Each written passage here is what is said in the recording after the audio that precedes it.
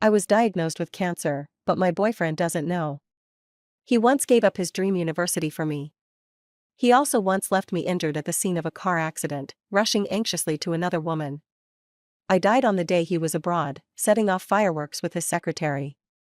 The day I found out about the tumor in my brain. Frank proposed to me. My mind was a mess. For a moment, I wondered if he already knew everything. Hesitating for less than 30 seconds, he stood up, put the ring box back into his pocket, and gave me a cold, indifferent glance. This is what my parents want. If you don't agree, it's fine. I felt a sense of relief in my chest. As expected. He's always liked to joke around with me. He probably thought I was trying to pressure him into marriage using his parents as an excuse. So, this proposal was just his way of mocking me. I quietly lowered my hand, which I had just extended, and smiled at him. What if I say yes? Would you marry me then? He looked at me, silent. The answer was as clear as day. Honestly, it stung a little. If you don't marry me now, you won't have the chance later, I said, pushing down the heat rising behind my eyes, pretending to be angry. Frank didn't seem to care. He took off his jacket and draped it over the back of the sofa, a faint smirk on his lips. Are you sure there will be a later? He's always right about things. I really won't live to see that day. That night, I sat on the edge of the bed, lost in thought. Frank closed his laptop, briefly rubbed his tired eyes, and got into bed, lifting the covers. He instinctively lay with his back to me, leaving enough space between us to fit a pillow. You can't fake how you sleep. We've been together for 8 years, but he still can't get used to sleeping next to me in the same bed. I've always been shameless around him, though. Even if he doesn't like it, I'll wait until he's asleep, then sneak over to press myself against his back, wrapping my arms around his waist. Even the first time we were intimate, I shamelessly begged for it. I was 20 at the time. I vaguely remember it was raining heavily that day. The rain hit the window in rapid, steady bursts, and the air was cold and damp. I took off my jacket and slowly walked towards him. I hugged him, and he just stood there, motionless. The waist beneath his white shirt, it was so thin, so narrow. He was so different from me, his body was so warm. I was trembling with shame, thinking to myself that if he rejected me, I might just want to die. I tilted my head up and tried hard to smile at him, but my tears blurred my vision. Back then, I was terrified of hearing him say something like, shameless, disgusting, filthy. After all, I was still just a young girl, brave, but utterly unprepared for the consequences. He looked down at me coldly. It seemed like he was about to push me away any second. My hands trembled as I fumbled with his buttons, my legs shaking so much they could barely hold me up. What are you doing? He asked. I stammered, unable to speak. Then he bent down and kissed me, and I could taste the bitterness of my tears. You can't even seduce someone properly. Fool. I smelled a faint trace of alcohol on him. His girlfriend had just left him for someone else, and he was in a bad mood. I took advantage of the situation, and from that moment on, I became the clingy person he couldn't get rid of. In the darkness, I stared at the vague outline of the chandelier on the ceiling. Maybe when you're dying, your mindset shifts to a strange calm. The people you once chased after in your youth, the love that once tore you apart, suddenly seemed so insignificant compared to seeing the sunrise the next morning. The next morning, I woke to the morning light spilling over my face, filling me with a sense of confusion. The doctor said the tumor might be pressing on my optic nerve, which is why it takes me a while to focus on things now. Frank was leaning against the headboard, reading a financial magazine. On weekends, we used to lie in bed together, and I would always cling to him like an octopus, with at least one part of my body touching his. It was something my body did without thinking. Frank looked down at me. You're awake? I smiled at him. Good morning. He glanced at my shoulder, his expression unreadable. You slept pretty soundly last night. I kept smiling. Suddenly, he frowned slightly. What were you talking about in your dream just now? I touched my face. It was wet. Had I been crying? Worried that he would press further, I sat up halfway, looking at him seriously. I dreamed I was in Norway, seeing the snow and the northern lights. I really want to go. Could we? I looked at him with hope, a hint of pleading in my voice. Frank didn't even look at me. No time. I opened my mouth, then slowly smiled. All right. Maybe my reaction was too calm, because after a pause, he turned his head slightly and gave me a quick glance. Maybe March next year. I won't have time this year. I nodded. There's still time. Actually, in my dream, I saw Frank at 12 years old. He wasn't always like this. He used to be a really good big brother. I was a picky eater, not liking this or that, but afraid of being scolded by adults. He would eat whatever I left without a word. Unlike now, where he won't even touch a glass of water I've drunk from. At school, when I was bullied, my hair pulled or my notebook scribbled on, he was always the first to stand up for me, beating up the mean boys, explaining to the teachers, and giving me his new notebook. I was introverted and from a single-parent family, so without his protection, I probably would have been bullied badly. Then, when my mom died, I cried so much I almost passed out. I said, "No one will want me now." He said, "That's not true." I repeated myself, and he repeated himself too. I cried all night, and he stayed with me, comforting me despite his toothache. The next day, his whole cheek was swollen. Later on, I told him I liked him and threw myself at him. He looked at me coldly and said I was disgusting. On Monday, Frank forgot his spare phone at home, so I took it to his office. On the way, someone called. I glanced at the contact, 11. In all these years, he's never called me anything but my full name. When my mom named me, she probably poured a lot of love into that name. Sadly, before I even turned 30, I was diagnosed with brain cancer, letting her down. Come to think of it, cancer runs in my family. My mom, my aunt, and my grandmother all died from it. They were all young, too. When I arrived at the office, Zoe stopped me, polite but distant. "The boss is in a meeting. Please wait a moment." Zoe was his classmate in college, and after graduating, she became his secretary. She handles everything for him. They spend more time together every day than I do with Frank. What bothers me is that they used to date back in college. Although it didn't last long, it's always been a thorn in my side. Everyone in our circle thinks I'm unreasonable and demanding, forbidding any woman from getting too close to him. But when it comes to asking him to fire Zoe, I don't even dare bring it up. I still remember how unwilling Frank was when he broke up with her. I'll never forget how he looked at me back then, drained and defeated, his eyes cold like I'd never seen before. "Is this the only way you know how to control me, by using my parents?" His voice was hoarse, and I could have sworn there were tears in his eyes. "You really like her, don't you?" I stood there, stunned, for a long time. Frank's always been quiet, and I'd never seen him care about anyone this much. The old me might have stubbornly waited until his meeting was over, just to show off a little in front of Zoe. But this time, I handed the spare phone to Zoe and told her to give it to Frank after his meeting. I nodded at her slightly and left without waiting. Zoe looked a little surprised. Frank's parents moved back to their secluded old house after they retired. I visit them every month. But Frank isn't so willing. "My parents have always liked you more than me," he said casually, eyes still on the contract he was reading. "You can go by yourself. My mom got pregnant before marriage, and I don't know who my father is." Frank's mom was my mom's best friend. After my mom passed away, they took me in and raised me. I'm very grateful to them and always tried to behave. You could even say I tried to please them. Please Frank's mom, please Frank's dad, and please Frank. Frank doesn't get along with his parents, and I'm a big part of the reason why. He doesn't realize that I'm the one living under someone else's roof. Back then, his parents didn't approve of him being with Zoe because they found out she was being kept by someone. They showed him the photographic evidence, but Frank didn't care.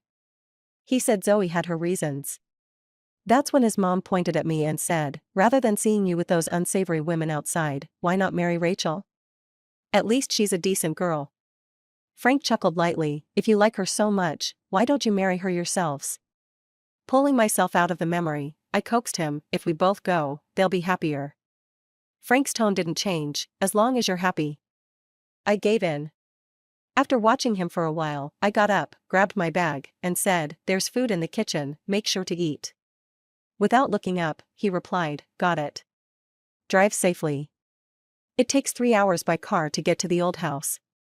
I'm good at sweet talk, and in just a few sentences, I had Frank's parents laughing heartily. I helped his mom tend the garden. Covered in sweat, I unknowingly fell asleep on the stone table. When I woke up, it was dusk. I was covered with his father's jacket, and my arms had several mosquito bites. The sunset burned brightly like fire, its warmth still lingering. After dinner, it was time to leave. Frank's mom asked me to take good care of him. I said I would. Frank's dad said, "Take care of yourself too. You look a little pale." Sometimes, the simplest concern can bring tears to your eyes. I held back the lump in my throat, smiled, and said, "I'll stop staying up late." On the way back, I realized I might not be able to drive alone anymore. My headaches were becoming more frequent. Mark is my doctor. He suggested hospitalization, saying the frequency of my headaches could increase, and some people even develop persistent seizures. I shook my head and said, "By the time it gets to that point, I'll probably have given up on life. You know I can't stand suffering." He frowned, looked at me for a while, and finally sighed. Since I didn't dare drive, he offered to take me home. On the way, Mark glanced at me through the rearview mirror. He still doesn't know? It was clear he meant Frank. I haven't figured out how to tell him yet. After a moment of silence, Mark said, "I can't imagine how he'll react." I laughed. He'll probably be relieved to have his freedom back for the rest of his life. The thing Frank regrets most is getting physically involved with me in our second year of college. Otherwise, he wouldn't have ended up being forced by me, and by his parents, to take responsibility for me. Mark glanced at me, shaking his head. "Back then, I lied to him and said you agreed to be with me after getting drunk. I even had your jacket from the night before draped over my arm." He was furious, thinking something happened between us. I said, he was mad because his parents forced him to break up with Zoe. Mark clicked his tongue, "Think what you want." As the sky darkened, we passed a sports plaza where a group of energetic young people were sweating it out on the basketball court. For a moment, I was lost in thought. "Stop for a bit," I told Mark. "I'm not ready to go home." "You play basketball, right?" "I want to watch a game." "Me?" Mark hesitated. "I haven't touched a basketball in years." After some convincing, Mark rolled up his sleeves and reluctantly joined the game. With his long arms and legs, he fumbled a bit at first but soon found his rhythm. When he scored a beautiful three-pointer, I couldn't help but cheer. Mark wiped the sweat from his brow and turned to me with a proud grin. Not far away, I noticed a familiar figure. He was wearing a shirt and slacks, his sleeves rolled up to his elbows, his expression indifferent as he looked at the basketball court. I knew that on the outside of his arm, there was a long, ugly scar. He got it in a car accident while trying to save me. A 20-centimeter wound, a bone fracture, and metal pins. Afterward, due to nerve damage, his fingers lost their dexterity, and he could no longer play baseball or basketball, sports he once loved. He couldn't even hold a glass of water steadily. That hand once blocked a deadly rock that shattered the windshield. I felt guilty about it for a long time. The game ended, and Mark high-fived his teammates, drenched in sweat as he walked toward me. I handed him his jacket. "Let's go." He pouted, "I won, and you don't even give me a drink?" "I only have the one I already drank from." He reached out, "I'll take it." In the distance, I noticed Frank had left without me realizing. I smiled apologetically, "Come on, let's go buy you a drink." When I got home, Frank had already showered and was lying in bed in his pajamas. I took a shower, got into bed, and he turned off the lights. We didn't say a word all night. The next day, our weekend plans unexpectedly included another person. The company's planning an amusement park project. I brought Zoe along to check out the location, Frank explained nonchalantly. I didn't say anything. We walked for a while, and Zoe, who seemed to have a cold, kept coughing. Frank frowned, "Why didn't you say anything if you're sick?" Zoe smiled, "It's just a cold I've had for a few days." I thought the medicine would help, but being out in the wind made it worse. Frank took off his jacket and handed it to her. Zoe wrapped herself in it. "Thanks for your concern, boss." It was overcast, and the wind was fierce, showing no sign of stopping. It stung my cheeks. Frank found a coffee shop, but it was packed at lunchtime, and the only seats left were by the door. He let her sit by the wall to avoid the wind. Maybe it was the cold air, but my head started throbbing again. Cold sweat covered my body, and my legs felt weak. I instinctively grabbed Frank's arm for support. He looked down at me and asked, "You're sick too?" His tone wasn't concerned. In fact, it had a hint of mockery. I struggled to steady myself and released his arm. "I just didn't eat much for breakfast, probably low blood sugar." He didn't say a word. "I'm going to the bathroom," I said. He gave a nonchalant reply. I turned around, took a deep breath, but the pain in my head was making it hard to think clearly. I felt something warm trickling from my nose. A few customers passing by looked at me in surprise. I was having a nosebleed. I quickly covered my nose, lowered my head, and rushed to the bathroom. Locking the stall door behind me, I called Mark to ask how to handle it. The phone rang for a long time without an answer, and a wave of nausea hit me. I bent over the toilet and vomited until I felt lightheaded. The stomach acid burned my throat. After throwing up, the pain in my head subsided a bit. I leaned against the wall, resting for a while. I splashed some cold water on my face and forehead, then slipped out through the side door of the coffee. When I returned, I saw Zoe coughing heavily, and Frank was gently patting her back. My eyes stung suddenly. Maybe it was jealousy. I walked over and placed the cold medicine in front of her. "I asked the pharmacy, and they said this would help with your cough." Zoe was a bit surprised as she took it. "Thanks." Frank's gaze remained fixed on her, not even sparing me a glance. "You don't look too well yourself?" Unexpectedly, it was Zoe who noticed something was off with me. Only then did Frank shift his gaze to me, with a slight hint of scrutiny. I smiled. "My stomach's a bit upset." He showed no expression. "Finish the snacks, and let's head back early." I nodded. In the car, Mark called me back. "Sorry, my boss just called me in for a lecture, and I didn't have my phone." "What's up? Something wrong?" I glanced at Frank in the driver's seat and whispered, "Just a bit of a stomach issue. Wanted to ask what medicine to take, but it's fine now. I'm feeling better." Mark paused for half a second. "We'll talk more when you get back." I couldn't help but smile slightly. He's always been sharp. Frank turned to Zoe. "Let me take you to the hospital for a checkup." Zoe hesitated for a moment, then agreed. Frank looked at me through the rearview mirror. "What about you? Do you need a checkup too?" I shook my head. "Drop me off. I'll take a cab home." He didn't react much. "Suit yourself." I looked out the window at the passing scenery. Sometimes, I can't help but wonder if Frank would regret treating me like this if he knew I didn't have much time left. But then I quickly reminded myself, what does it have to do with him? It's my decision to keep it from him. A few minutes later, Frank dropped me off at the intersection. Zoe gave me an apologetic glance. The car quickly drove away. I stood there for a while, before hailing a cab. I didn't go home. Instead, I went to a convenience store, bought a pack of beer, and headed to the riverside, drinking as the breeze blew by. I wasn't trying to torment myself. I only drank half a can, holding on to the rest. Afraid of the cold, I also bought a shawl from a nearby clothing store. Mark once asked me why I didn't tell my family about my illness. I had taken care of my mom before she passed away. Her final moments were frail, her veins shrunken, and her body skeletal. That became my deepest memory of her. Whenever I think about it, it's like a dark cloud pressing on my heart, a lingering sorrow from seeing a loved one tormented by illness, especially in the dead of night. My death doesn't have to be like that. Instead of having them accompany me through pointless treatments and watch me deteriorate bit by bit. It's better if they remember me as healthy and happy. Later, Mark can tell them that I passed peacefully, and that medicine is advanced now, so I didn't suffer. I stayed there for a long time, hugging my knees, dozing off until dusk crept in. When I turned on my phone, there were several missed calls. I randomly chose one to call back. Frank's voice was agitated. "I've called you so many times.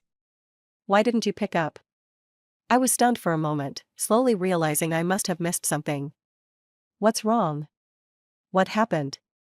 He was silent for a while, his breathing heavy as if trying to control his emotions. "Where are you?" I looked around. The river. He said, stay there. I'm coming to get you.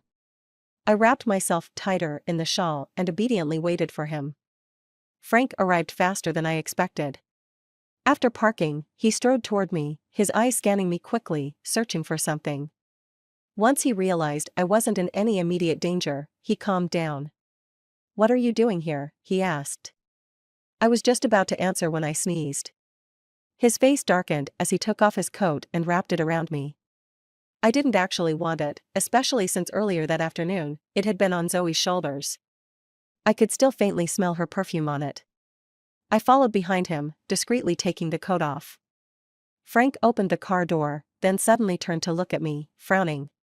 What? I quietly said, Zoe wore it. She wore it. I didn't want it. Call it petty if you want. I'm about to die, I don't need to be sensible anymore, do I? Who cares?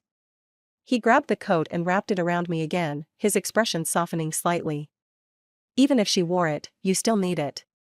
Or do you want to get even sicker? In the car, he turned on the heat. I'm hot, I said. Serves you right, he replied. Since the car accident, Frank had become a very cautious driver. It took over 10 minutes to cover a 5-kilometer stretch. As we entered the house, he suddenly grabbed my hand, lowered his head, and sniffed. How much did you drink? Just 1 can. He clearly didn't believe me. I wanted to explain, but as soon as I opened my mouth, I sneezed several times in a row. He pressed his palm to my forehead to check my temperature. Are you running a fever? Maybe because of the sneezing, my nose started bleeding. Frank frowned. What's going on? I shook my head, covering my nose with my hand. Probably just a bit of irritation. Blood streamed out like a faucet left open. Frank's expression changed instantly. He told me to tilt my head back and pinch my nose while he rummaged through the bedroom for some cotton balls, carefully stuffing them into my nostrils. He watched me closely, his movements gentle and meticulous. The bleeding gradually stopped, but my face and neck were sticky with blood. Frank brought a warm towel and wiped me clean. When he reached my chest, his hand paused slightly. I tugged at his sleeve, pointing at a tiny bloodstain on it. Got some on you. He didn't care. Instead, he stared at my face, his brows knitting again. How can a sneeze make you bleed? I nodded, openly admitting, I'm just weak. I was telling the truth. He studied me for a moment. Have you lost weight? He remembered my weight. Frank went to the kitchen and made a bowl of fragrant noodles. Then he watched me finish the entire bowl. I hadn't felt that full in a long time. My stomach was so bloated I couldn't move. He brought me pajamas and knelt down to help me change my shoes, his hair falling over his eyes as he bent, making him look calm and patient. For a moment, I thought we had gone back in time. Back when I was malnourished from being picky about food, he'd refused to indulge me anymore, forcing me to change my eating habits. Actually, there are many things I want to ask him. Like when he got such high marks back then, why didn't he go to a top 5 university? Why come to my school? He had said it was because he wanted to get away from his family. Was that the truth? Or was it because he was afraid I'd be lonely going to school far away and might get bullied? But I never asked. Frank received a phone call. He stood up, walked a few steps away, and spoke softly, Yes, I found her. Some things are just destined. If he hadn't come to my school, he wouldn't have met Zoe. Even though Zoe eventually caved under pressure and ended up with someone else, all these years later, they're still in sync with each other. Frank, I don't have much time left. Walk this last stretch with me, and then you'll be free. In just a month, it will be my birthday. Lately, I can clearly feel my body getting worse. The dose of painkillers keeps increasing, but the pain only intensifies.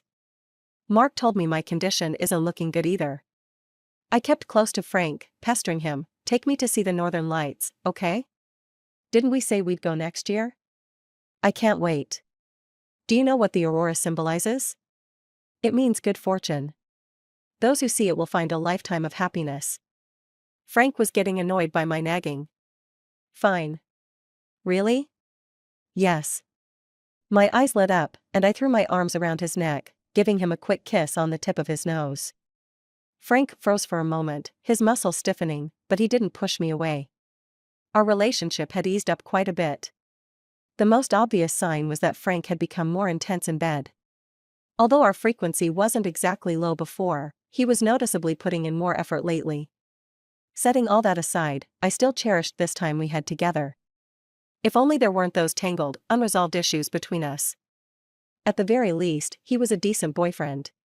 Life is always full of surprises. After enduring for so long, my birthday was finally coming up. That day, I went out to pick up a few things for our trip abroad, but on the way, I had a headache flare-up and got hit by an electric bike. Curled up on the ground, my face pale, the driver was terrified and tried to call an ambulance, but I stopped him and dialed Mark instead. Mark should have had the day off. He arrived quickly, scooped up my convulsing body from the ground, placed me in his car, and gave me a sedative. Slowly, I began to calm down and even managed to joke, "When I die, I'm leaving half my inheritance to you. You're way more reliable than my boyfriend." He glanced at me during his busy schedule. "Who wants your inheritance?" "So what do you want then?" "I don't really have anything impressive to give." He thought for a moment and said, "How about you cook me a meal? To be honest, I chased you in the first place because your cooking was too good." "Fine. I've cooked for Frank for so many years, but he never fell in love with me." We went to the market to buy ingredients, and with a grateful heart, I prepared to showcase my culinary skills. Mark was originally leaning casually against the kitchen door, watching me, but I called him in to help. Halfway through cooking, Frank called me. "What happened?" "Someone at work said they saw you get hit by a bike on the street." I froze for a second, not expecting him to know. "Just a little accident, nothing serious." He took a deep breath. "Where are you right now?" Mark handed me the shrimp he had prepared. "The shells and veins are removed." Honestly, if I knew it'd be this much trouble, I would have just bought shrimp without the shells. Frank fell silent after hearing his voice. I could only say, "Mark helped me, so I'm at his place, cooking him dinner." "Well, I guess it's nothing serious then," he said in a low voice, before hanging up. Mark and I exchanged glances. He shrugged. That night, Frank came home late. I happily bounced over to him and handed him a warmed-up glass of milk. "When are we going to Norway?" "I need to book the tickets." Frank looked up at me, but didn't take the milk or say a word. In the silence, I had a sinking feeling. Sure enough. He lowered his eyes and said, "Sorry, a complicated project in the UK just got assigned to us. I have to be there in person from start to finish, and it'll take at least 6 months." My grip unconsciously tightened around the cup. In the past, I would have easily understood. Work comes first. I knew that. I can be demanding, but when it came to serious matters, I never interfered with him. "Can't you push it back a little?" "We won't even be in Norway for that long," I mumbled, feeling a bit lost, almost pleading. Perhaps surprised by my persistence, he glanced at me. "We can go next year. You can stay as long as you want then." But by then, there wouldn't be a chance. Maybe out of some lingering guilt, that night in bed, as I turned my back to him, Frank wrapped his arms around me from behind, his lips trailing soft kisses down my neck and shoulders. I didn't respond, but he wasn't upset. He continued kissing me, even trailing his lips along each of my fingers. It tickled at first, but the intensity quickly increased. 5 months apart, he seemed determined to make up for it all. The next morning, he packed a small suitcase. Zoe pulled the car up outside the yard. Frank said goodbye. "I'll come back whenever I get the chance." After saying that, he turned to leave. I said, "Aren't you going to give me a hug?" He hesitated for half a second before leaning in toward me. Zoe poked her head out of the car. "Boss, we need to go." Frank stopped in his tracks. Of course, he rarely showed affection toward me in front of others. He looked at me, wait for me to come back. Then, he turned and walked toward Zoe. He didn't look back. I used to always hope he'd glance back, even just once, to show that he couldn't bear to leave me. But sadly, this time was no different. I slept for a long time. When I woke up, it was already past midnight. The night was as cold as water, and the entire city was quiet. Frank had texted me to let me know he'd arrived safely in the UK. I didn't reply. I couldn't fall asleep again, sitting on the bed with my knees pulled to my chest. Honestly, it was better this way. I didn't want him to know about my illness. Now that he was abroad, he wouldn't find out when I died. In my days, memories from the past flooded my mind. That winter when I fell in the snow, he put my gloves on my hands and carried me home. When I had a sore throat and couldn't eat, and there were no adults at home, he sat by my bed and took care of me. And during that car accident, if he hadn't shielded me, I might have died. Every time he was bad to me, it got cancelled out by how good he'd been before. Day by day, year by year, those moments of goodness diminished. But I still liked him. Because some memories require a lot of bad to cancel out. And the way he was good to me could never fully be erased. I walked barefoot into Frank's study. He rarely allowed me in there. In a dusty corner of the bookshelf, I found a sketchbook. Oh right, Frank used to love drawing. Flipping through various sketches, I came across a sentence he had written. I know Rachel is pitiful without a mother, but I don't like her. The handwriting was a bit childish, something Frank had written as a kid. I hesitated. I kept turning the pages. Ever since she came to live with us, my parents only have eyes for her. When we're in the car, because she gets carsick, my mom always holds her in her arms. She doesn't like the food I like, so my parents only make what she likes. I got sick, and no one even noticed. A dull ache formed in my chest. I hadn't realized that after I came into his life, his parents had neglected him so much. He was just a child back then too. How could he be expected to be generous when his parents' love and attention were stolen away by some stranger who showed up out of nowhere? The entries in the diary gradually became more frequent. She rescued a stray kitten from the rain, but it didn't survive. She cried so hard, I hugged her, and she clung to me right away. She smeared her tears and snot all over me, it was disgusting. My parents forgot my birthday, but she didn't. She went around telling the whole class and got the teacher and everyone to sing me happy birthday. I didn't lift my head the entire time, it was so embarrassing. I told her not to call me brother, but she wouldn't listen. I'm not her brother. Does being her brother mean I have to give in to her all the time? That's what my parents say. Does any guy qualify to be her brother? Most of the notebook was filled with drawings. He only wrote entries when something significant happened. Today, I overheard her talking to the kitten's grave. I don't want to upset him. I'm scared his parents will send me away. At that moment, I felt kinda sad. My eyes stung. As a child, I desperately wanted to be part of their family. My feelings for Frank were mixed with that longing. I wanted a family so badly. But that didn't mean I didn't truly love him. Frank rarely wrote in his diary after he became an adult. The last page had only one sentence: she thought I was drunk, but what she doesn't know is that when a man is truly drunk, he can't be intimate with a woman. The pages had yellowed and stuck together. I peeled apart the second to last page and found another entry. Zoe is a lot like me. I see so much of myself in her, even the stains on her soul. Maybe I should make her my girlfriend. I paused. So in the end, he realized that Zoe was his true soulmate. I was stunned for a moment. So in the end, he found that Zoe was his soulmate. It turned out that the childhood in my memory was different from his. It turned out that I hindered him so much. I picked up a pen and wrote a few words on the back of the album. I'm sorry. My headache struck again, and when it did, my whole body hurt. Was the painkiller no longer working? I looked at myself in the mirror. To be honest, I didn't look good. The flesh on my face was all gone. Frank doesn't like cute women, so maybe he'd like me like this. Right now, I could easily pass for someone old enough to be his elder. Shaking with pain, my mind foggy, I couldn't resist the urge to call Frank. My fingers hovered over his number. In the end, I didn't press it. I'm a selfish person, with many dark thoughts.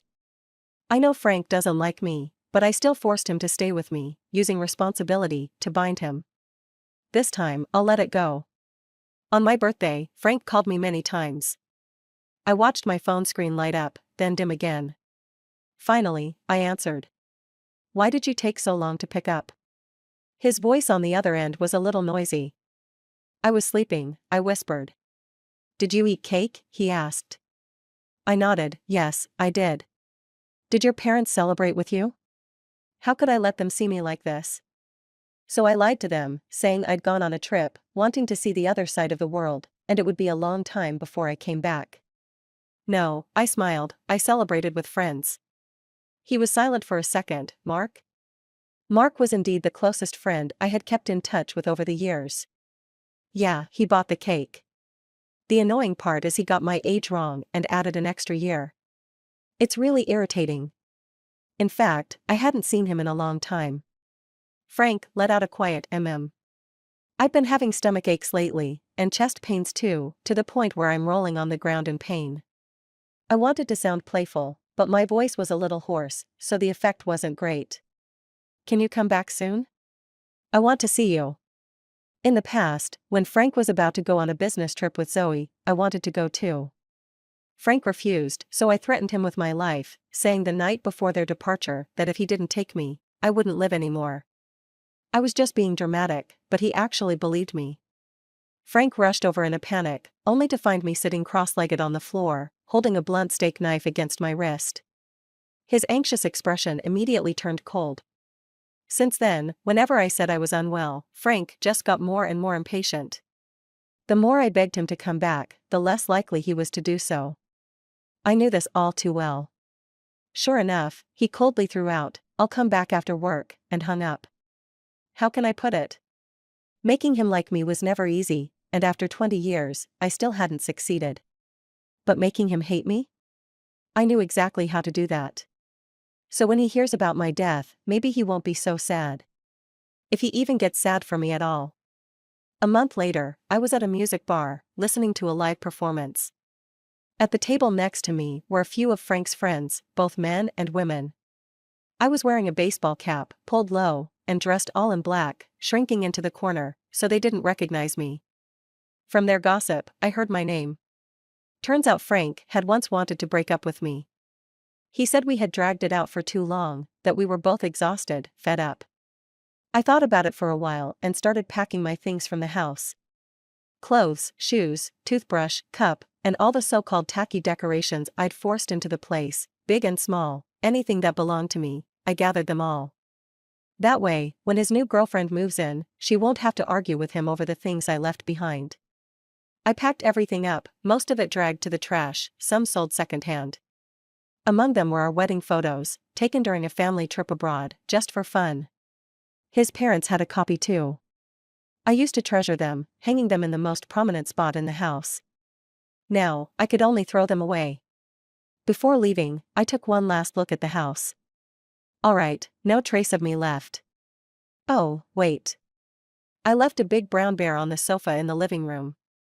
I bought it because it reminded me of Frank. I pinned a note to it. The bear is for Zoe. Frank really liked Zoe. That time, the three of us were in the same car. I was driving, Frank was in the passenger seat, and Zoe was sitting behind me. When the out-of-control truck crashed into us, Frank shielded me from the flying debris, but the twisted car frame trapped me, my legs pinned under the steering wheel, shards of glass cutting into my thighs, blood streaming down. Maybe it was my body's protective mechanism, but I felt numb in that moment, not even sensing the pain. Behind me, I heard Zoe's painful groans. Frank, despite his fractured arm, got out of the car to open her door and carried her out.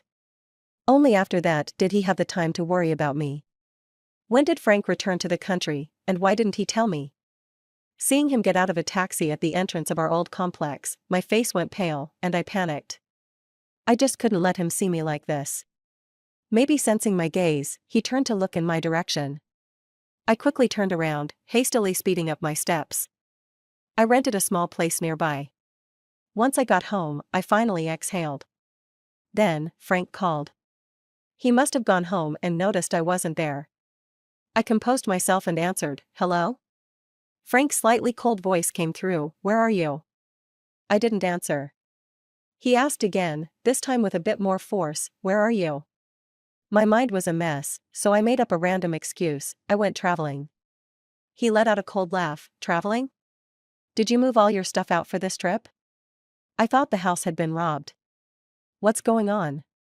"I just wanted to move out." He took a slow breath. When he spoke again, his displeasure was practically dripping from the phone. "I'll ask you one more time, where are you?" I thought for a moment, tightened my grip on the phone, and said, "Let's break up." There was silence on the other end. I hung up. 2 nights later, I snuck back to the old villa. With his temper, there's no way he could stand being treated like this. I touched the bear's ear and took it away. It was heavy and awkward to carry, and I looked ridiculous trying. It took some effort to shove it into the back seat of a taxi. I guess part of me selfishly hoped that he and Zoe would think of me now and then. But I also hoped he wouldn't care about me at all. Do you think if I died, and Frank couldn't eat my cooking, couldn't hear my voice, or have me constantly around to annoy him, would he miss me? I've lost a lot of weight. I feel like I'm not far from the worst-case scenario Mark talked about. I want to die with dignity.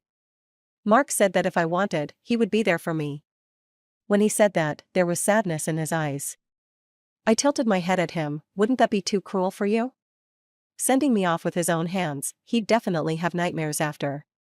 After a long time thinking, I decided to jump into the sea.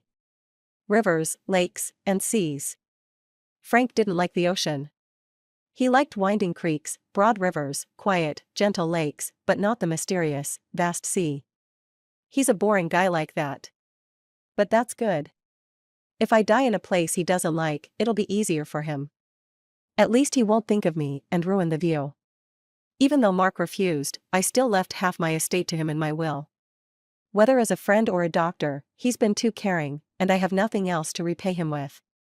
I'm ashamed to admit, I don't even have much money. I had thought about recording a video message for Frank's parents, but when I thought about how I look now, I gave up and just wrote a thank you letter. I've always wanted to call them Mom and Dad, so I did in the letter. I hope they won't mind. The sea breeze howled in my ears. I saw a picture Frank posted on Instagram. He and Zoe were watching fireworks. I remembered Zoe once said her favorite thing was fireworks, as they carried the most beautiful wishes. Fireworks of various shapes bloomed in the night sky, brilliant and colorful, exploding into bright stars, and then falling down like a meteor shower. It was like the most vigorous form of life. I put my phone on the stone and jumped into the sea. Extra chapter, Mark. When I informed Frank about Rachel's death, he frowned, clearly not believing me. Don't joke about things like this. Frank, I'm not joking. I handed him Rachel's suicide note. This is what she left for your parents.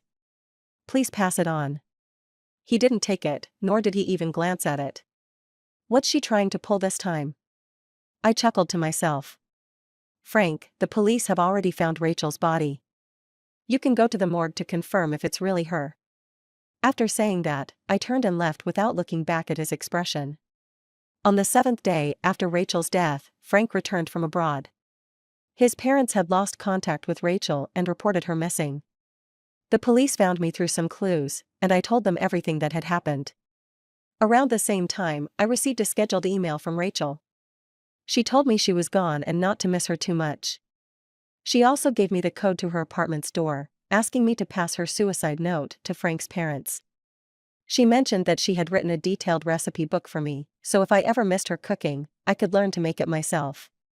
She had stocked the fridge with homemade pickled peppers and kimchi, enough to last me for a while. I had a feeling something was wrong when she hadn't contacted me for so long. She died on such an ordinary day. She didn't tell anyone, not even me. Back in college, I often ate lunch alone. I've always had a problem with being picky about food. After a while, she noticed and started glancing over at me during meals. One day, her bike broke down. I happened to pass by and helped her fix it. That's how we got to know each other. She probably thought I was poor, so poor that I could only afford one meal a day. So, every time she'd deliberately order 2 portions of meat, pretending she couldn't finish and would ask me to help her out. I enjoyed watching her act, so I played along for quite a while. Eventually, whenever we met, she'd bring a big bag of fruit, snacks, and daily necessities, claiming that her roommate was trying to lose weight and had asked me to help them eat it. I couldn't take it anymore, so I deliberately wore a designer outfit the next time I saw her. She looked me over seriously, clearly surprised, and pointed at my bag. Isn't that the one from? Her expression shifted a bit, probably thinking it was a fake but not wanting to hurt my pride. She held back and complimented me, saying, "It looks pretty nice." I couldn't help but laugh inside.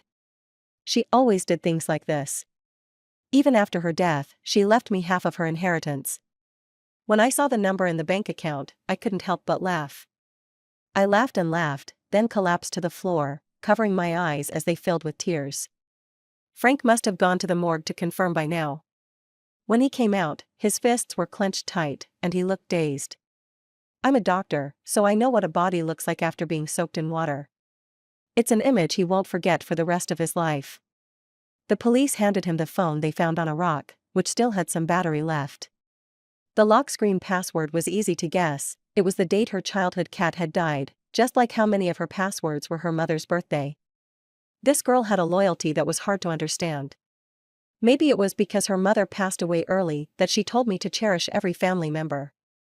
That little cat was her family. She once said that I was family too.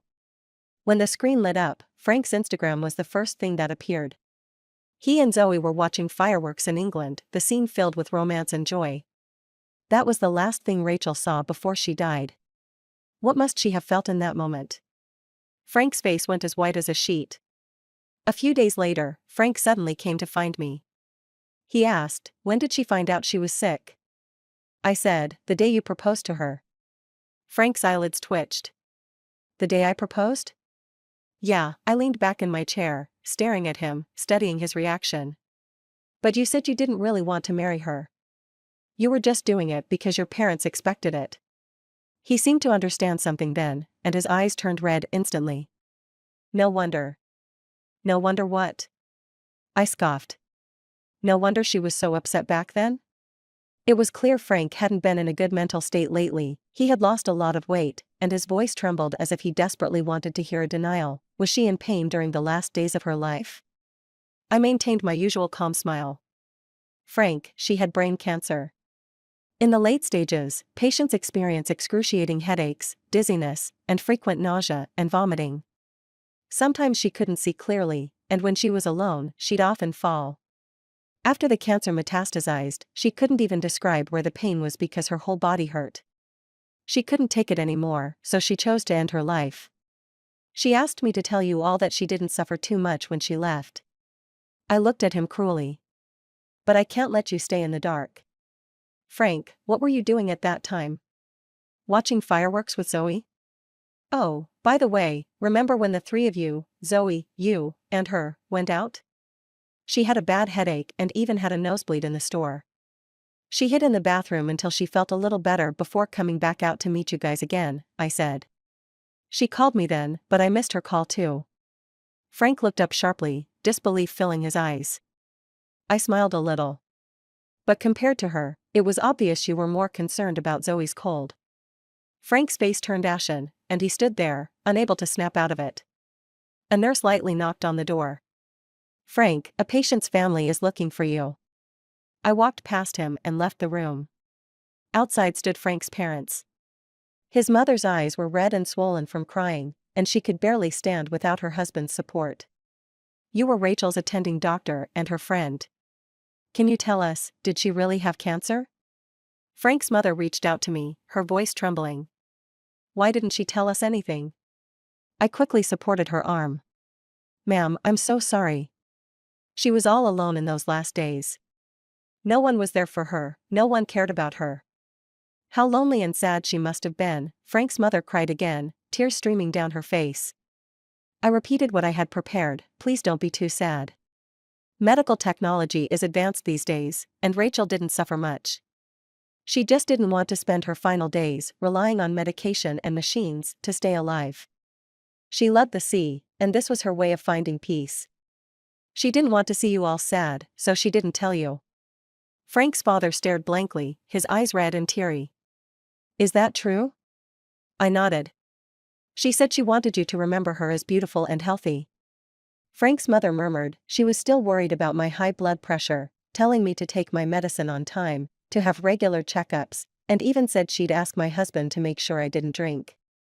Even on the day she left, my Rachel called to check on me. She slumped into a chair in the hospital hallway, covering her face as she sobbed. I didn't hear a single thing wrong in her voice.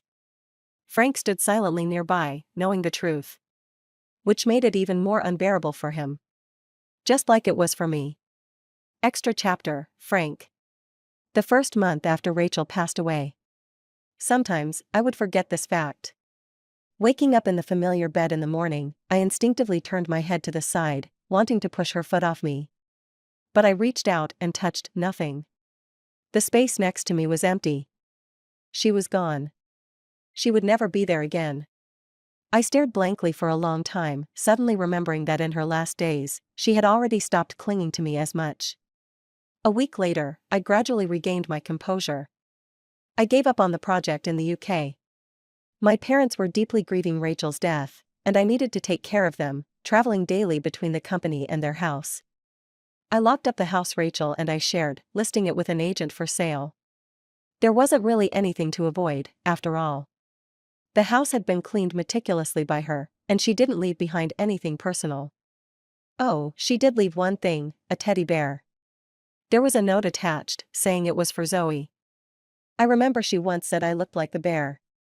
I couldn't help but think sarcastically, is she trying to give me to Zoe? In a surge of inexplicable anger, I threw it out into the yard. One day, my mother suddenly said, let's take a trip to the seaside. Mentioning Rachel, her eyes reddened again. I've been dreaming of that sea, maybe Rachel wants to see me. After she spoke, both my parents looked at me. I picked up a piece of food and placed it on her plate. I can have the driver take you there. My mom looked at me, don't you want to see Rachel? It's just a sea, and besides, I've always been afraid of the ocean. My dad nodded. When he was little, he couldn't even go to an aquarium. Forget it, we'll go ourselves. On TV, they were showing the stunning auroras of Canada, the night sky glowing as if it had been painted with shifting, fluorescent green strokes. I turned my gaze away and began to clear the dishes, rinsing them under the faucet. Mom came back from the seaside with a shell and placed it by the bed. Dad said that when she was calling out Rachel's name, a wave pushed the shell to her feet. She believed it was Rachel's gift to her. Other than that, life went on as usual. During a meeting, Zoe coughed. I looked up at her. Get out. Zoe froze, and everyone in the room stared at me in surprise. She hastily apologized, covering her mouth as she hurriedly left the room. I turned my attention back to the presentation, gesturing for the speaker to continue. Zoe hid in the break room, wiping away tears. I walked over silently and poured her a cup of coffee. Control your emotions at work. Zoe took the cup awkwardly.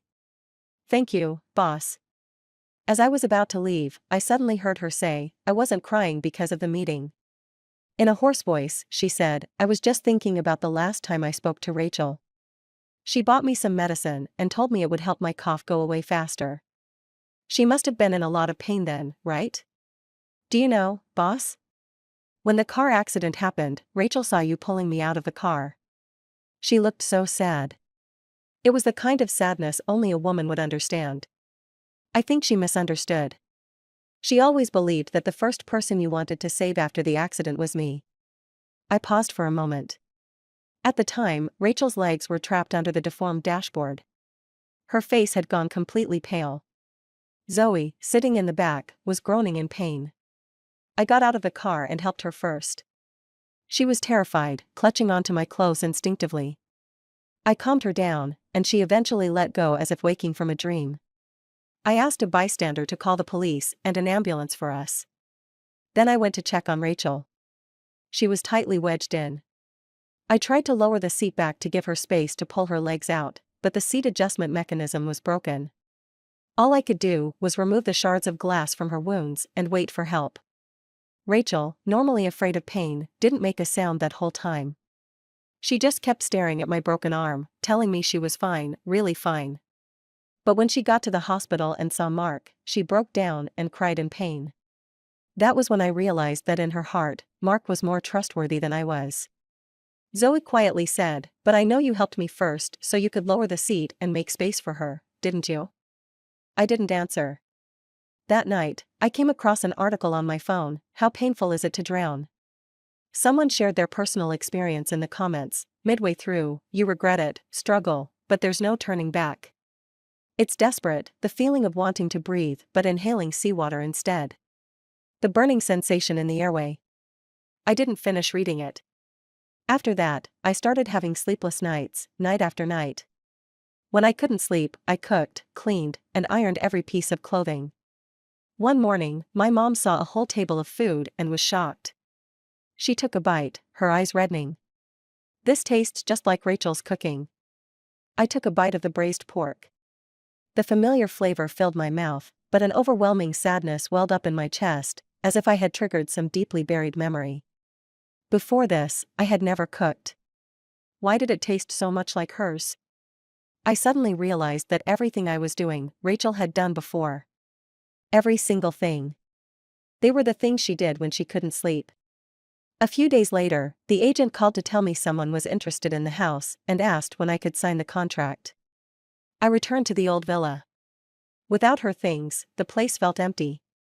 The childish, exaggerated murals were gone. The plush toys and cushions on the sofa were gone. The plants she kept on the balcony had been moved. Even the wedding photo we took on vacation was gone. All that was left was the cold, minimalist furniture. I stood there, suddenly desperate to find some trace of her life. But there was none. I searched every corner, but there was nothing. What about the bear? I rushed to the corner of the yard, but the bear was long gone. It must have been thrown away by the cleaners. The last thing she left me, and I had lost it. Back home, I pulled out the clothes she had bought for me, laying them all out on the bed, then lay down on top of them. I didn't force myself to sleep, yet I quickly drifted off. I vaguely felt a soft breath by my ear, as light as a kitten's, and I had the longest sleep I've had in years. The door opened, and there were footsteps. I suddenly woke up and hurried downstairs. The moment I saw who it was, my heart sank. It was just the real estate agent. He had brought the client with him, and upon seeing me, the client smiled in surprise. "Oh, Frank is here too. Great, you two can meet." I covered my eyes and took a deep breath. "I'm sorry, I can't sell the house." I went to see Mark, asking about Rachel's last residence. He gazed at me for a while, then smiled. "I already bought that house. Don't think about it anymore." I was stunned. He stood up and walked over to me. "I know you want to find her belongings, to know how she spent her last days, but you won't get that chance." I was silent for a moment, then looked up at him. "I'm actually really jealous of you. Jealous that you knew more about her than I ever did. Jealous that when she was hurt, the first person she thought of wasn't me, but you. Even though before you came along, I was the one she relied on." Mark slowly smiled. "Frank, that's because you didn't deserve her." I returned to the villa again. But ever since that day, I can no longer feel any trace of her presence. I started to remember many things.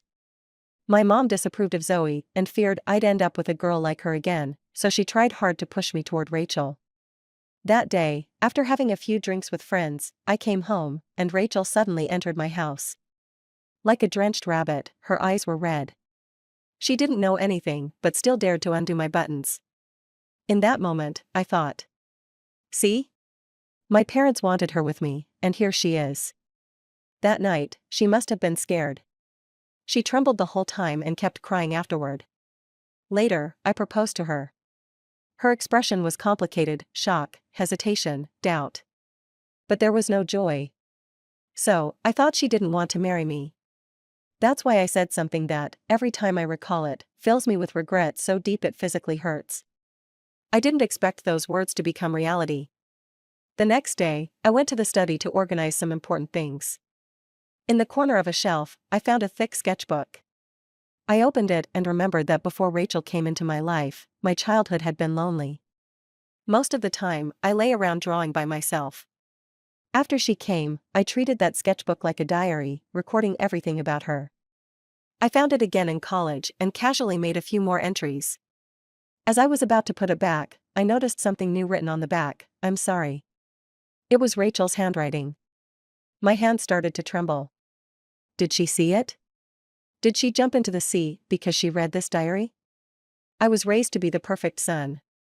Even though I felt that the girl my family adopted stole all the care and love meant for me, even though I hated her and didn't want her around, I still had to act like a good brother, taking care of and protecting her. My parents didn't allow me to get angry or have selfish desires. Even if I just broke a toy as a child, they'd look at me with disappointment. Then I met Zoe, and I found someone I could relate to. Zoe had a mother who favored her brother.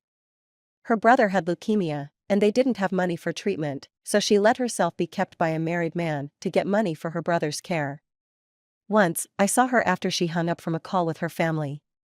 The moment she ended the call, she looked disgusted and muttered, "It'd be better if he just died." She turned and saw me. She was startled but couldn't explain.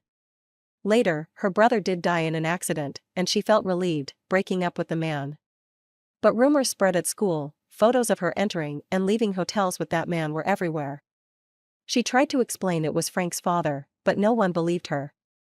A girl with a reputation like hers, the moment she got close to a man, rumors would fly. And soon, I became the subject of one. My mom scolded me furiously, and in that moment, I grew so tired. So tired. She said she'd rather I be with Rachel, and I laughed, "If you like her so much, why don't you marry her yourself?" She slapped me across the face. Rachel followed behind me, wanting to speak but too scared to. My parents live so far away. How could they know about Zoe? I lowered my head, looking at her coldly. "Are you using my parents to pressure me?" Rachel hurriedly denied it, and it really wasn't her. It was just a professor at school who knew my mom. But I didn't apologize to Rachel. Back then, I really didn't want to see her. Somehow, a man named Mark, from med school, appeared around her. I'd never seen her show interest in any guy like that. They ate lunch together in the cafeteria every day, and she'd happily carry a big bag of snacks to see him. She even asked me, while browsing an online shopping site, "What brand of razor do you guys usually use?" I glanced at her and asked why she was asking. She stammered and said it was for a friend. But in fact, I saw her give the razor to Mark along with a bag of fruit. She even touched her own chin and told him to take care of himself. In that moment, the anger in my heart surprised even me. Maybe all my reluctance to accept her, my unwillingness to take care of her, had long since been worn away. From the moment she hugged me while crying over the dead cat, I realized I didn't hate her as much as I thought. She was the only place in this house where I could breathe. But she didn't know how stubborn I was, or how a childish boy could be so contrary. Even until her death, she thought I hated her. Even until her death, she thought I loved Zoe. When she wrote those 5 letters, what was she feeling? All the pain I had intentionally hidden, all the things I had deliberately avoided, those details of how I hurt and failed her, along with the fear of death and the pain from her illness, flooded me. I knelt on the ground, holding that diary, curling up and crying like a child. Eventually, I went to the sea, a place I had been too afraid to visit. I was scared to remember what she looked like when she died. Standing on the shore, the salty sea breeze brushed my face, and the blue waves rolled, making me nauseous and dizzy. Since I was 6 and almost drowned, I'd developed seasickness. And Rachel had died in the sea. The waves lapped at my feet, like they were guiding me to a deeper place. The last thing she saw before she died was a photo of fireworks I posted on Instagram. I just thought the beautiful fireworks resembled the northern lights she always wanted to see. But I hadn't expected Zoe to like that post. After that, in Rachel's mind, it became a romantic moment between Zoe and me. As the water crept closer, a phone call pulled me back. By the time I realized, the sea was already up to my waist. I picked up the phone. It was my mom. I covered the receiver to block out the wind and waves. "What's up?" My mom's voice was weary. A seashell fell off my shelf and startled me awake. "I suddenly felt like calling you. When are you coming home? What do you want for dinner?" "A seashell?" I froze. Right, she still has her family she loves, who need me to take care of them. What's that sound? "Are you by the sea?" my mom asked, confused. No, my voice was hoarse. "I'll be home soon." A few days later, I got a phone call. The voice on the other end hesitated. "Frank, it's me. I have something I probably need to tell you." That night, we might have run into Rachel at the bar. She looked so thin, I didn't recognize her at first. We'd all had a bit too much to drink, and suddenly we started talking about you. 11 let slip some of the drunken things you told him in the UK. He said you were tired of being with Rachel, That you were fed up with her, stuff like that. Rachel seemed upset after hearing it and left shortly after. Later, when I heard the news of her death, I felt awful. After thinking it over, I decided I had to tell you what happened that night. After hanging up, I lowered my eyes. So that was why she decided to leave. She'll never know that the reason I came back to propose to her was because I was tired. I was tired of always standing behind her and Mark, eating away at endless jealousy. Tired of our hollow relationship. Tired of the constant drain on both of us. I wanted to ask if she'd marry me, if she'd have a wedding with me in the UK. But she packed everything up and broke up with me. I'd always thought she liked Mark. Their friendship had lasted for 10 years. If it weren't for my relationship with her, and if not for my parents, they probably would have been together long ago. So when she broke up with me, I naturally assumed she was leaving me for Mark. Only now do I understand how deeply I disappointed her. That time Zoe caught a cold, and I gave her my coat. I saw the sadness in Rachel's eyes, but I chose to ignore it. Because the night before, I'd seen her with Mark at the stadium. Mark had scored a goal, and she cheered excitedly. In that moment, I was jealous. My hand, damaged by nerve injuries, could never play basketball again, yet she went to watch another man play. To make me give in, she used to pretend to be sick or unwell as a child. But I should know that since she threatened me with her life that time, she never dared to joke about her health again, and even when she was really sick, she didn't dare to tell me. When I was taking care of Zoe, she hid alone to endure the pain brought by cancer. Mark is right. I really don't deserve it. I don't even have the right to die with her. She should hate me. So in the last words she left, she considered everyone, but there was no word about me. And,